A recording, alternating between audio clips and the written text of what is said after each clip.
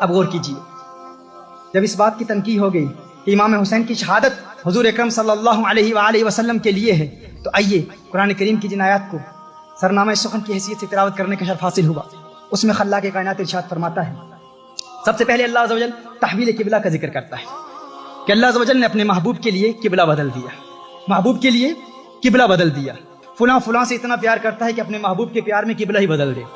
اب یہ حقیقت پر مبنی تو بات نہیں ہے کہ اب محبوب جس سے آپ پیار کرتے ہیں، لیکن رب فرما رہے محبوب یہ دنیا والوں کی مثال ہے، رب قبلے بدل دیا کرتا ہے۔ فَلَنُوَلِّيَنَّكَ قِبْلَةً تَرْضَاهَا، محبوب ہم تیرا چہرہ پھیر دیں گے۔ قبلتن نکرہ ہے، قبلتن کیا ہے؟ نکرہ ہے۔ اب کعبہ معرفہ ہے، اور معرفہ کی تعبیر نکرہ سے نہیں کی جاتی، اور نکرہ جب سیاق کلام میں ہو تو اس کے بعد اگر ترضاها یہ فعل ہے جو نکرہ ہے، فعل مضارع نکرہ ہے، اب قبلتن نکرہ ہے، یہ بھی نکرہ ہے، تو جملہ یہ مرکب توصیفی بنا۔ اس کا معنی کیا ہوا کہ اللہ عز و جل ارشاد فرما رہا ہے القبلۃ نہیں فرمایا، کیونکہ کعبہ معرفہ ہے، قبلتن نکرہ ہے، اور معرفہ کی تعبیر نکرہ سے نہیں کی جاتی، یعنی اللہ ارشاد فرما رہا ہے محبوب لوگ یہ نہ سمجھیں کہ محبوب کے پیار میں محبوب کے لیے مکے والے کعبے کو محبوب کا قبلہ بنا دوں گا، یعنی اگر محبوب چاہے گا، اگر محبوب کے دل میں تمنا ہوگی کہ اللہ محبوب کے لیے مکے والے کعبہ کو قبلہ بنا دے، فرمایا نہیں ایسا نہیں ہے، اگر تو نے چاہا کہ مکے والا قبلہ کعبہ بن جائے تو مکے والا ہی بنے گا، ایسا نہیں ہے کہ کہیں اور تیری چاہت پیدا ہو گئی تو اس کو قبلہ نہیں بناؤں گا، فرمایا اسی لیے ناکرہ رکھا ہے تاکہ لوگ سمجھ جائیں کہ محبوب تو جس مقام کو قبلہ بنانا چاہتا ہے، تو جس مقام کو قبلہ بنانا چاہتا ہے، محبوب ادھر تیرے دل میں تمنا پیدا ہوگی کہ کس مقام کو اللہ قبلہ بنا دے، فرمایا محبوب ادھر تیری زلف، ادھر تیرے گیسو رخ بدلیں گے، ادھر تیرے گیسو پھریں گے، ادھر اللہ قبلہ پھیر دے گا، قبلہ پھیر دے گا۔ ایسا نہیں ہے کہ فقط مکہ والا قبلہ، قبلتن فرمایا ترضاها، محبوب جہاں تو راضی ہے رب اس کو قبلہ بنا دے گا۔ تو پہلے تحویل قبلہ کا ذکر ہے، قبلہ کے بدلنے کا ذکر ہے۔ اب دیکھیے اس کے فوراً بعد اب لوگ بڑے حیران تھے، متعجب تھے کہ یہ کیسے ہو گیا کہ قبلہ ہی بدل دیا، تعجب تھا نا کہ قبلہ ہی بدل دیا، محبوب کے پیار میں قبلہ بدل دیا۔ اب فوراً بعد ارشاد فرماتا ہے کما ارسلنا فیکم رسولا منکم یتلو علیکم آیاتنا ویزکیکم ویعلمکم الکتاب والحکمہ ویعلمکم ما لم تکونوا تعلمون۔ اللہ ارشاد فرماتا ہے کما تشبیہ کے لیے آتا ہے، تم اس بات پر حیران، اب رب بتا رہا ہوں، لنک بتا رہا ہوں اور کربلا کی طرف آ رہا ہوں، لنک بتا رہا ہوں۔ دیکھیے پہلے فرمایا تحویل قبلہ کا ذکر ہے، قبلہ کے بدلنے کا ذکر ہے، اس کے فوراً بعد کما ارسلنا محبوب دینے کا ذکر ہے کہ میں نے اپنا محبوب تمہیں دے دیا، کما ارسلنا جس طرح دیا۔ اب کما کیا ہے؟ یہ تشبیہ کے لیے آتا ہے، کما کس کے لیے آتا ہے؟ تشبیہ کے، جس طرح، یعنی تم حیران ہو، تم اس بات پر حیران ہو کہ اللہ نے قبلہ بدل دیا، کس طرح بدل دیا؟ اب کما کا لکھ دیکھو، کما جس طرح، تم کہتے ہو قبلہ کس طرح بدل دیا؟ کہا جس طرح محبوب دے دیا۔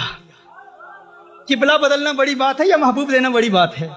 بھائی کبھی کوئی کسی کو اپنا محبوب دیتا ہے؟ کسی سے پیار ہو جائے تو اب اپنا محبوب کسی کو دو گے؟ بھائی دینا تو بڑی بات ہے، کوئی کسی دوسرے کو اپنا محبوب دکھاتا بھی نہیں ہے، چھپاتا ہے کہ کوئی میرا محبوب دیکھے نہ، محبوب کو چھپاتے ہیں۔ جس سے پیار ہو جائے انسان کہتا ہے کوئی اسے نہ دیکھے، یہ کسی کو نہ دیکھے، یہ مجھے دیکھے میں اسے دیکھوں۔ آن بسو مرے نینن میں اکھیاں بند کر لوں، نہ میں دیکھوں غیر کی جانب، نہ تو ہے دیکھن دوں۔ Oh beloved, come and reside in my eyes, come and live in my eyes. Why do you want your beloved to come and live in your eyes? So I can close my eyes. Oh lover, why do you want to close your eyes? I want my beloved to come and live in my eyes, and I want to close my eyes so my beloved can see none other than me and I can see none other than my beloved. جب پیار ہو جاتا ہے کسی سے، محبت ہو جاتی ہے کسی سے، تو انسان کسی اور کو دیکھنا ہی نہیں چاہتا، انسان کہتا ہے زندگی جائے، جسم جائے، سب کچھ برباد ہو جائے، دو نین سلامت رہیں، میری دو آنکھیں سلامت رہیں، دو آنکھیں سلامت رہیں، تاکہ میں محبوب کو دیکھتا رہوں۔ کاگا مورا سب تن کھائیو، چن چن کھائیو ماس، پر دو نین مرے نہ کھائیو، مہے پیا ملن کی آس، مہے پیا ملن کی آس۔ کاگا سب کچھ کھا جاؤ، جسم کھا لو، آنکھیں نہیں کھانا، کیونکہ ان آنکھوں سے محبوب کا جلوہ دیکھتا ہوں، ان آنکھوں سے محبوب کا دیدار کرتا ہوں۔ تو میں عرض کر رہا تھا کہ اللہ نے محبوب دے دیا، تو اللہ ارشاد فرما رہا ہے کما ارسلنا، تم اس بات پر متعجب ہو، اس بات پر حیران ہو کہ قبلہ بدل دیا؟ کہا نہیں، اس سے بڑی بات دیکھو، ہم نے تو اپنا محبوب دے دیا ہے۔ اب سوال ہی پیدا ہوتا ہے، اس کے فوراً بعد ذکر کا بیان آ گیا، فاذکرونی اذکرکم۔ اب ذکر کا کیا تعلق ہے؟ تو جب انسان کسی کو اپنا محبوب دیتا ہے، کوئی پیاری چیز دیتا ہے، کسی کو آپ تحفہ دیتے ہیں تو کیا کہتے ہیں؟ جا یہ تحفہ لے لے، مجھے یاد رکھنا، بھولنا نہیں، جب بھی اس تحفے کو دیکھنا مجھے یاد کر لینا۔ اللہ نے اپنا محبوب دے دیا، فاذکرونی اذکرکم واشکروا لی ولا تکفرون، میں نے تمہیں اپنا محبوب دیا ہے، مجھے یاد رکھنا، مجھے نہ بھول جانا۔ اور محبوب کی تعظیم کی صورت میں جب تو مجھے یاد کرے گا تو تیرے درجات کی بلندی کی صورت میں میں تیرا چرچا کروں گا، میں تیرا چرچا کروں گا۔ اب سوال پیدا ہوتا ہے کہ فوراً اس کے بعد اللہ عز و جل کیا فرماتا ہے؟ استعینوا بالصبر والصلاۃ۔ اب نماز کا ذکر کہاں سے آ گیا؟ فوراً صبر کا ذکر کہاں سے آ گیا؟ اب صبر کیا ہے؟ طلاب العلم جانتے ہیں کہ صبر یہاں ابتداءً مصیبت پر دلالت کرتا ہے۔ اب جانتے ہیں محذوف مقدر اور مقتدا کا فرق کیا ہے۔ یہاں شریعت کا تقاضا بھی ہے، لغت کا تقاضا بھی ہے، عقل کا تقاضا بھی ہے کہ یہاں مصیبت مقتدا ہو، یعنی صبر اسی وقت کیا جاتا ہے جب مصیبت آتی ہے۔ جب مصیبت آتی ہے تو صبر کیا جاتا ہے، یعنی گویا اللہ ارشاد فرما رہا ہے کہ جب میں نے تمہیں اپنا محبوب دے دیا، میرا محبوب ملے گا، تجھے اللہ یاد آئے گا، اللہ کا ذکر تو کرے گا، لیکن یاد رکھنا اس ذکر میں پھر مصیبتیں بھی آئیں گی، تکلیفیں بھی آئیں گی، اس ذکر میں پھر تکلیفیں بھی آئیں گی۔ فرمایا جب یہ تکلیفیں آئیں گی، مصیبتیں آئیں گی، استعینوا بالصبر والصلاۃ، پھر صبر سے مدد طلب کرنا اور نماز سے مدد طلب کرنا، صبر سے مدد حاصل کرنا اور نماز سے مدد حاصل کرنا۔ پھر اس کے فوراً بعد ارشاد فرمایا وَلَا تَقُولُوا لِمَنْ يُقْتَلُ فِي سَبِيلِ اللَّهِ أَمْوَاتٌ۔ اب یہاں پر شہداء کا ذکر کیوں آ گیا کہ جو اللہ کی راہ میں قتل کیے جائیں انہیں مردہ نہ کہو؟ اللہ ارشاد فرما رہا ہے، اب رب دیکھیے، تعلق دیکھیے، اللہ ارشاد فرما رہا ہے کہ مت سمجھنا کہ صبر کرتے رہو گے تو مصیبت ٹل جائے گی۔ کبھی کبھی ایسا وقت بھی آتا ہے کہ انسان صبر کرتا رہتا ہے لیکن صبر کرتے ہوئے اس کی موت بھی واقع ہو جاتی ہے، لیکن اس موت سے نہ ڈرنا، یہ نہ سوچنا موت آ جائے گی مر جاؤں گا۔ کہا وَلَا تَقُولُوا لِمَنْ يُقْتَلُ فِي سَبِيلِ اللَّهِ أَمْوَاتٌ، ہر شہید زندہ ہے، مردہ نہیں ہوتا۔ شہید تو زندہ ہوتا ہے، شہید مرتا نہیں ہے۔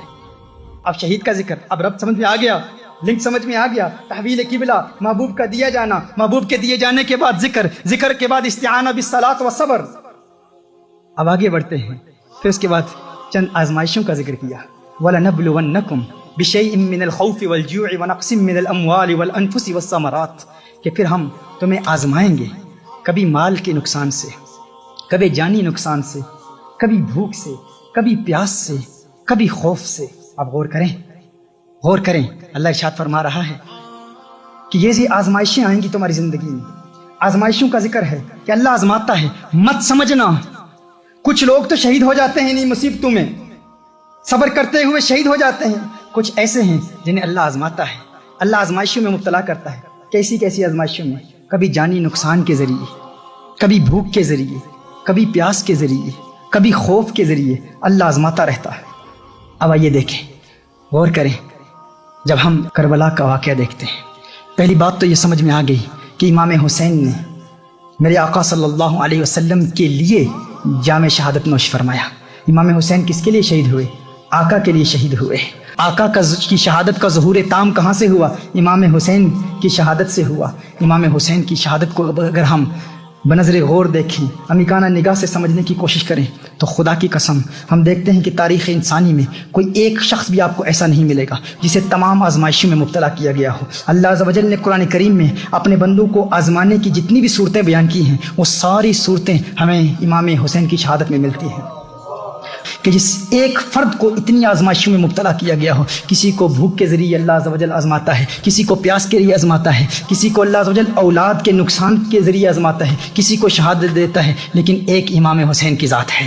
وہ فرد واحد ہیں جنہیں اللہ عز و جل نے بھوک کے ذریعے بھی آزمایا، پیاس کے ذریعے بھی آزمایا، مالی نقصان کے ذریعے بھی آزمایا۔ علی اکبر سامنے کٹ گئے، اللہ آزما رہا ہے۔ علی اصغر کی شہادت کے ذریعے آزمایا، امام قاسم کی شہادت کے ذریعے آزمایا، اللہ آزما رہا ہے۔ امام حسین خود شہید ہو گئے۔ خدا کی قسم قرآن کریم کی ان آیات کی تفسیر جب میں پڑھتا ہوں، ان آیات پر غور کرتا ہوں اور ربط بین الآیات کو دیکھتا ہوں، کبھی کبھی جب دل میں آتا ہے کہ تفسیر کی کتاب اٹھاؤں، تفسیر کی کتاب اٹھانے کے لیے ہاتھ بڑھاتا ہوں تو ہاتھ رک جاتا ہے، ایک آواز آتی ہے تفسیر کی کتابیں اٹھانے کی ضرورت ہی نہیں، ان آیات کو دیکھ اور امام حسین کی ذات کو دیکھ، امام حسین کی شہادت کو دیکھ۔ رب کعبہ کی قسم امام حسین کی ذات از خود قرآن کریم کی ان آیات کی چلتی پھرتی تفسیر نظر آتی ہے۔